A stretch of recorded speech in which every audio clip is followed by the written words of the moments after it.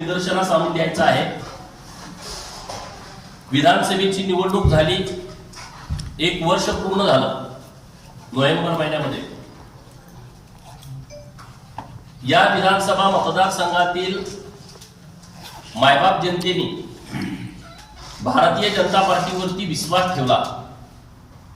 देशाचे नेते माननीय नरेंद्र मोदी साहेब, राज्याचे लोकप्रिय लाडके मुख्यमंत्री माननीय देवाभाऊ यांच्या कामावरती, यांच्या कर्तृत्वावरती, केंद्र सरकार आणि राज्य सरकार यांच्या योजनावरती या विधानसभा मतदारसंघातील लाखो लोकांनी प्रचंड विश्वास ठेवून आणि भारतीय जनता पार्टीच्या माध्यमातून या विधानसभा क्षेत्रामध्ये जी कामं गेली अनेक वर्ष झाली नाहीत ती कामं व्हावीत, या तालुक्याचा चेहरा मोहरा बदलावा, या तालुक्यामध्ये मोठ्या प्रमाणात विकासाचा निधी यावा, सर्वसामान्य लोकांच्या जीवनामध्ये राज्य सरकार आणि केंद्र सरकारच्या माध्यमातून आमूलाग्र बदल व्हावा म्हणून त्यांनी भारतीय जनता पार्टीचा कार्यकर्ता म्हणून मला विधानसभेमध्ये आमदार म्हणून पाठवलं। एक वर्ष पूर्ण झालंय। मी जत विधानसभा मतदारसंघातील मायबाप जनतेचं मनपूर्वक आभार व्यक्त करतो। जत शहरातील मायबाप जनतेचं मनापासून आभार व्यक्त करतो। मला आमदार म्हणून निवडून दिलंच, परंतु भारतीय जनता पार्टीचे वरिष्ठ नेते, आमचे मार्गदर्शक, आमचे सहकारी मित्र गेले अनेक वर्ष या तालुक्यामध्ये ज्यांच्याकडे सामाजिक वारसा आहे आणि मोठ्या प्रमाणामध्ये जतचं नाव राज्यभर व्हावं यासाठी वेगवेगळ्या संस्थांच्या माध्यमातून ज्यांनी काम केलंय असे डॉक्टर रवींद्र राणी साहेब यांना जवळपास 2,500 मताच्या फरकाने नगराध्यक्ष म्हणून, आमचे 11 नगरसेवक कमळ चिन्हावरती, एक अपक्ष नगरसेवक ज्यांनी आम्हाला पाठिंबा दिला, असे 12 नगरसेवक आपल्या शहरातील मायबाप जनतेने निवडून दिले। त्या सर्वांचेही मनापासून आभार। मला निवडून देताना जत विधानसभा मतदारसंघातील लोकांचा हाच प्रश्न होता की गेली अनेक वर्ष आम्हाला पाण्याच्या संदर्भात शब्द दिला जातोय, या वर्षी पाणी येईल, पुढच्या वर्षी पाणी येईल असं सातत्यानं सांगितलं जात आहे। जी 65 उर्वरित गाव आहे की ज्या गावामध्ये मैशाचं पाणी गेलं नाही, अशा लोकांना आम्ही विधानसभेमध्ये शब्द दिला होता की आम्ही या सगळ्या बाबींचा पाठपुरावा करू, हे काम लवकरात लवकर आम्ही पूर्ण करून घेऊ। आणि म्हणून मी सातत्यानं दर 8 दिवसातून अधिकारी महोदयांच्याकडून मी आढावा घेत असतो। आज मी प्रत्यक्षात आमचे जे अधीक्षक अभियंता आहेत, पाटोळे साहेब, कार्यकारी अभियंता आहेत, कोरे साहेब आणि त्यांची सर्व टीम, डेप्युटी इंजिनियर असतील, ज्युनियर इंजिनियर असतील, सर्व टीम यांना सोबत घेऊन आज सकाळी 9 वाजता जे बेडकमध्ये पहिलं पंप हाऊस आहे त्या पंप हाऊसची पाहणी केली। आनंदाची गोष्ट ही आहे की 90% पंप हाऊसचं काम पूर्ण झालंय। पुढच्या 2 महिन्यामध्ये पंप हाऊस क्रमांक 1 हे काम पूर्ण होतंय। मशिनरीचं टेंडर निघालेलं आहे आणि 6 महिन्याच्या आतमध्ये तिथं सर्व मशिनरी बसवण्याची व्यवस्था पंप हाऊस क्रमांक 1 ची आम्ही करतोय। दुसरा मुद्दा आहे महत्वाचा की जे स्विचार्ड आहेत, स्विचार्ड, त्या स्विचार्डचं पण टेंडर आता निघतंय। तिथं लाईन देणं असेल, तिथं बाकीच्या मशिनरी बसवणं असेल, हे काम 6 महिन्यात आम्ही पूर्ण करतोय। ज्या 3 मेन रायझिंग लाईन आहेत त्याची पहिली रायझिंग लाईन 1.3 किलोमीटरची पूर्ण झालेली आहे। दुसरी ग्रॅव्हिटी लाईन आहे 35 किलोमीटरची, त्यापैकी 31 किलोमीटर काम पूर्ण झालेलं आहे। दुसरी जी रायझिंग मेन आहे ती 5.4 किलोमीटरची आहे, त्या पण लाईनचं काम पूर्ण झालेलं आहे। आणि चौथी जी लाईन आहे ती 13 किलोमीटरची आहे, त्यापैकी 12 किलोमीटर काम पूर्ण झालेलं आहे। म्हणजे जवळपास 3-4 किलोमीटर काम फक्त बेडक पासून मल्ल्यापर्यंत, जिथून आपण 2 लाईन डिस्ट्रीब्यूट करतोय, एक मुचंडी लवंगा आणि दुसरी कोळगिरी गुंडापूर, या 2 लाईन आपल्या मल्ल्यामधून जात आहेत। तर हे काम पुढच्या 2 महिन्यामध्ये पूर्ण होतंय. पूर्ण रायझिंग मेनचं काम पूर्ण होतंय. त्यामध्ये एक 1600 मीटरचा टनेल आहे, बोगदा आहे. आणि या 1600 मीटर पैकी 1400 मीटर बोगदा पूर्ण झालाय. 200 मीटर बोगद्याचं काम बाकी आहे. दोन्ही बाजूनी बोगद्याचं काम सुरू आहे. दर दिवशी 6 मीटर म्हणजे एका बाजूनं 3 मीटर, दुसऱ्या बाजूनं 3 मीटर, असं 6 मीटरचं काम दर दिवशी पूर्ण होत आहे. आपल्याकडे 200 मीटरचं काम बाकी आहे. तर समजा इकडे तिकडे काही अडचणी आल्या तरी पुढच्या 2 महिन्यामध्ये बोगद्याचं काम पूर्ण होत आहे. त्यामुळे आता पंप हाऊस 2 महिन्यात पूर्ण होत आहे. आता पंप हाऊस क्रमांक 2 जे कुडनूर मध्ये आहे आणि त्या पंप हाऊसचं पूर्ण डिझाईन बदलण्यामध्ये थोडा वेळ गेला. आता ते काम चालू केलंय. तिथं आम्ही जाऊन व्हिजिट करून आलेलो आहे. आता पाया काढायचं काम सुरू आहे आणि ते पंप हाऊस पण पुढच्या 3-4 महिन्यामध्ये, कारण ते छोटं पंप हाऊस आहे, ते पुढच्या 3-4 महिन्यामध्ये पूर्ण होत आहे. पंप हाऊस क्रमांक 3 जे जिरग्याच्या तलावामध्ये आहे, मिरवाड आणि डफळापूरच्या त्या तलावामध्ये आहे. तर तिथं गेले 2 महिने पाणीच होतं, 2-3 महिने. आता ते पाणी पूर्णपणे आटलंय. आज मी त्यांना काम करण्याच्या सूचना दिलेल्या आहेत. तर ती पूर्ण यंत्रणा लावून जानेवारीच्या शेवटच्या आठवड्यामध्ये पंप हाऊस क्रमांक 3चं सुद्धा काम चालू होतंय. आता तिथून पुढे आल्यानंतर 2 त्यांचे डिस्ट्रीब्युशन टँक आहेत, तिथेही मी व्हिजिट केलेली आहे. ते टँक पण आता पूर्ण झालेले आहेत. पहिला बेडकमध्ये आहे, दुसरा येळदरीमध्ये आहे. जे आपण बिळूर रोडला जातोय तिथं दुसरा डिस्ट्रीब्युशन टँक आहे. येळदरीच्या डिस्ट्रीब्युशन टँक पासून 2 लाईन जात आहेत आणि त्या 2 लाईन जात आहेत. एक मुचंडी लवंगा आणि दुसरी जातीय कोळगिरी गुड्डापूर. तर ह्या 2 लाईन पैकी जी गुड्डापूरकडे जी लाईन जाती आहे ती एकूण 43.370 किलोमीटर आहे. 43 किलोमीटर वर 370 मीटर एकूण लाईन ही आहे. पैकी 13.800 किलोमीटर काम पूर्ण झालेलं आहे. आता त्यामध्ये मध्ये एक फॉरेस्टचं क्षेत्र येतंय. जत शहराला लगत आपल्या यल्लामा देवीच्या पलीकडचं जे फॉरेस्ट आहे ते फॉरेस्ट मधून ही लाईन जाणार आहे. तर त्यांच्यासाठी एक अधिकारी अपॉइंट केलेले आहेत फॉरेस्टच्या परवानगी घेण्यासाठी. जर या परवानगी लवकर मिळाली तर आम्ही आता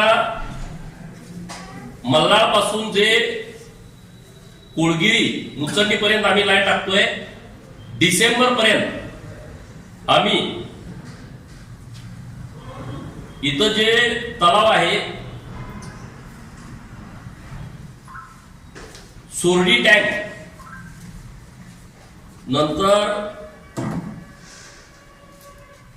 कोळगिरी टँक,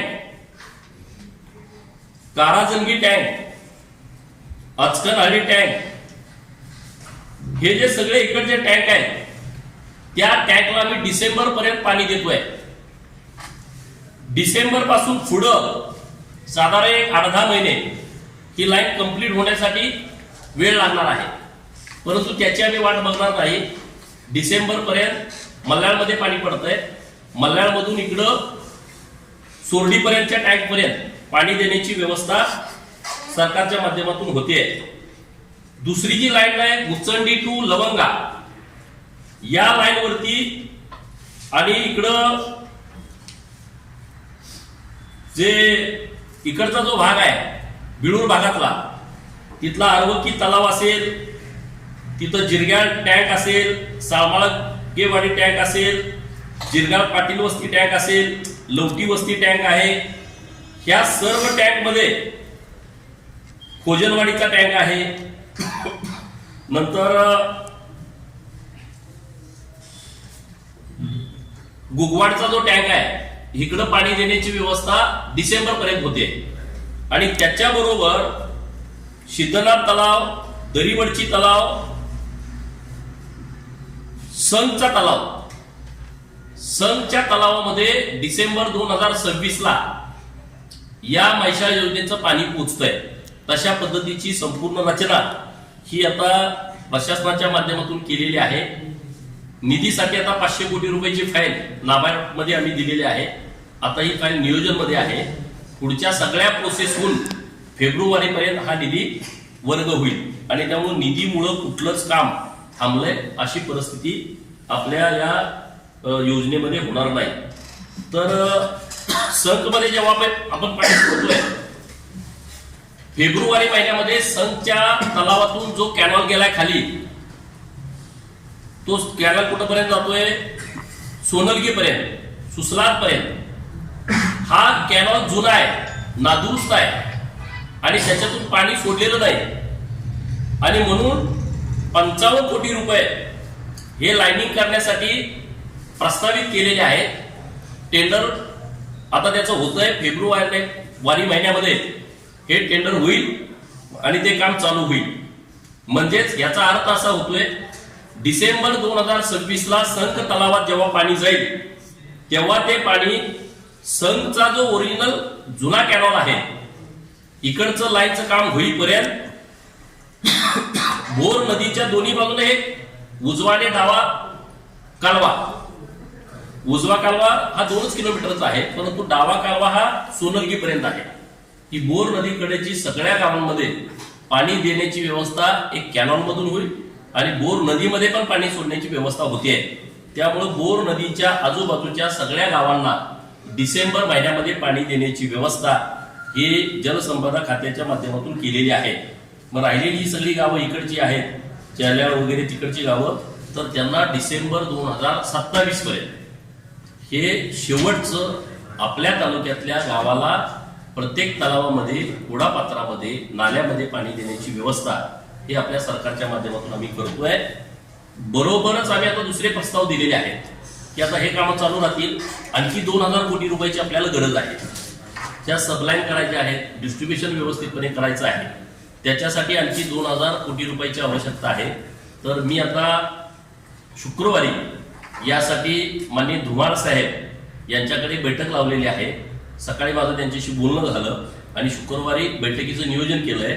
आपले सगळे जिल्ह्यातले, आपल्या तालुक्याचे आणि जिल्ह्याशी संबंधित सगळे अधिकारी यांची बैठक आम्ही आता पुण्यामध्ये घेतोय.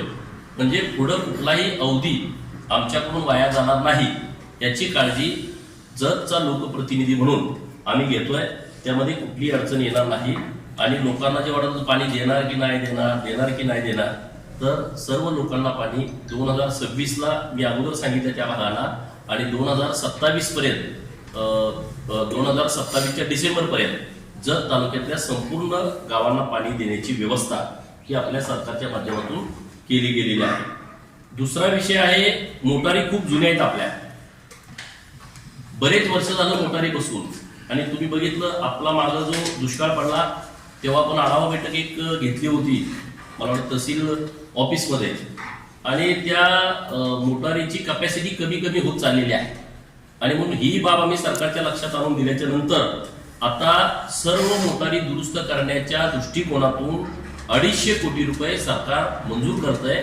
त्याची फाईल टेंडरसाठी अंतिम टप्प्यामध्ये आहे. हे मी सांगतोय जीएसटी वगळून रक्कम, ही रक्कम जीएसटी पकडली तर ती जास्त होईल. सोलारचा एक मोठा प्रोजेक्ट जो आहे आपला मैशाळा, की मैशाळचा प्रोजेक्ट जो संतमध्ये आहे की ज्याच्यावरती संपूर्ण मैशाळ योजना सोलारवरती कन्वर्ट केली जाणार आहे, त्याच्यासाठी 1381 कोटी जीएसटी वगळून हे सरकारने देण्याचं मान्य केलेलं आहे आणि त्याचंही टेंडर अंतिम टप्प्यात आहे. पुढच्या 2 महिन्यामध्ये कधीही हे टेंडर निघू शकतं. तर अशा पद्धतीची रचना एक जलसंपदा खात्याच्या माध्यमातून आम्ही लावलेली आहे. दुसरा विषय, जत शहरामध्ये जेव्हा आम्ही फिरत होतो तेव्हा जत शहरातली लोक काय म्हटली की बाबा आमच्या इथं तुम्ही पाणी देणार आहे की नाही शहरासाठी. तर आता आम्ही सगळ्या अधिकाऱ्यांना घेऊन मल्हारच्या तिथं पण जाऊन आलो. तिथं सदाशिव मासाळ यांचं घर आहे, त्या घराजवळ एक चेंबर काढायच्या सूचना अधिकाऱ्यांना दिलेल्या आहेत. सदाशिव मासाळ यांचं घर जे मल्हार गावाच्या बाजूला त्या ओढापात्राला लागून आहे, त्या ओढापात्रामध्ये जत शहरातल्या या सगळ्या यल्लामा मंदिरापासून जो आपला इकडं प्रवाह येतोय तिकडं पाणी सोडण्याच्या दृष्टिकोनातून त्याची रचना केली आहे. म्हणजे डिसेंबरला जसं पाणी इतर गावांना पण मिळेल तसंच पाणी ते जत शहरासाठी सुद्धा मिळेल. इकडे आचकानाळीचा तलाव तर आपण भरणारच आहोत. तर अशा पद्धतीची एक रचना सरकारच्या माध्यमातून केली आहे. मी सातत्यानं या सगळ्या विषयामध्ये अधिकाऱ्यांच्या सोबत आहे. जिथं कुठं अडचणी येतील त्यांच्यासोबत आम्ही पाठपुरावा करतोय. जत शहरातील लोकांनी डॉक्टर साहेबांना इतक्या भरघोस मतांनी निवडून दिलं. अजून डॉक्टर साहेबांचा पदग्रहण सोहळा व्हायचा आहे, तो उद्या आहे. तत्पूर्वी आम्ही सभातून सांगितलं होतं की आम्हाला काही शहरासाठी करायचे आहे. त्यातला एक भाग असा होता की जत शहरामध्ये जी सार्वजनिक वापराची लाईट आहे त्या लाईटला 18 लाख रुपयाचं बिल भरावं लागतं. तर मागच्या 4-5 दिवसापूर्वी 6 कोटीच्या वर काही रक्कम आहे ती आम्ही मंजूर केली आहे. आणखी 6 कोटी मंजूर करतोय. येत्या 2-4 दिवसामध्ये मंजूर होतील. म्हणजे 2 मेगावॅटचा प्रकल्प आम्ही जत शहरासाठी प्रस्तावित केलेला आहे आणि तशा पद्धतीची मान्यता आम्ही घेतोय. महाराष्ट्रातली ही पहिलीच नगर परिषद आहे की ज्यांचा सोलारचा स्वतंत्र प्रोजेक्ट आहे. आपल्याबरोबर 1-2 प्रस्ताव आहेत, भरपूर प्रस्ताव आहे आणि एखाद्या नगर परिषदेचा आहे. परंतु जतचा हा प्रस्ताव, हा पहिलाच प्रस्ताव राज्य सरकारनं मान्य केलेला आहे. त्याबद्दल मी माननीय मुख्यमंत्री महोदयांचा आभार व्यक्त करतो. डॉक्टर साहेबांना आणि सर्व नगरसेवकांना, सगळ्या नगरसेवकांना विनंती आहे. उद्या पदग्रहण सोहळा आहे. निवडणुकीचा विषय संपलेला आहे. गट पक्ष पार्ट्या ज्या दिवशी व्हायचं त्या दिवशी मतदानाच्या अगोदर सगळं झालंय. तर आता सर्वांनी उद्या पदग्रहण सोहळ्याला यावं असं ना डॉक्टर साहेब, म्हणजे यांचा अधिकार आहे. पण मी आता त्यांच्या वतीनं बोलतोय, ते पण तुमच्याशी बोलतील. तर उद्या डॉक्टर साहेबांचा पदग्रहण सोहळा आहे, नगरसेवकांचा आहे, उपनगराध्यक्षाची निवड आहे किंवा स्वीकृत सदस्यांची दोन्ही बाजूकडून जे काही सदस्य येणार आहेत त्यांची निवडणूक आहे. त्यामुळं सर्वच लोकांनी या सोहळ्यामध्ये सहभागी व्हावं अशी सर्वांना आम्हाला विनंती करायची आहे.